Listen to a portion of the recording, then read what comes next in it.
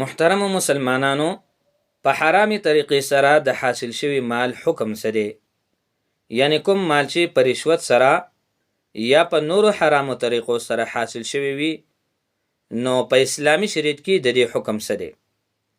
نو یاد ساتئ، شریعت کې د دې حکم دا دی که چېرې د دې حرام مال اصلي مالک معلوم وو، نو هغه ته به یې واپس کړي، او که چېرې اصلي مالک معلوم نه و، نو بیا به د ثواب نیت نه په غیر یې صدقه کوي.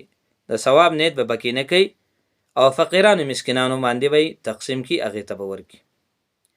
او که د حرام مال مقدار معلوم نه و چې زما د حلال مال کې حرام څومره مال مخلوط شوی دی، خلط شوی دی، هغه پکې ګډوډ شوی دی چې د ما سره څومره حرام مال دی، نو بیا به دی سوچ وکړي، فکر به وکړي، خپله اندازه به ولګوي.